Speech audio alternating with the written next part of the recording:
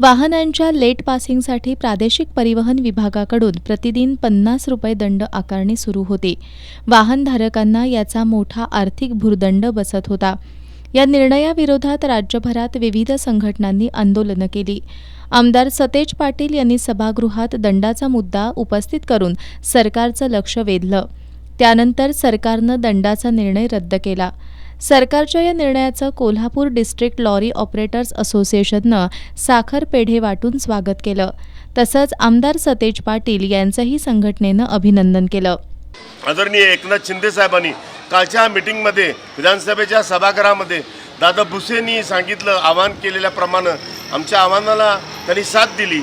या सगळ्या कमर्शियल वाहनधारकाच्या आव्हानाला साथ दिली आणि आमच्यावर जो 50 रुपये दिवसाचा दंड आकारला होता तो रद्द केलेला आहे। त्याबद्दल राज्याचे आदरणीय मुख्यमंत्री माननीय एकनाथ शिंदे साहेबांचं आणि त्यांच्या सर्व टीमचं कोल्हापूर डिस्ट्रिक्ट लॉरी ऑपरेटर असोसिएशनतर्फे आम्ही अभिनंदन करतो।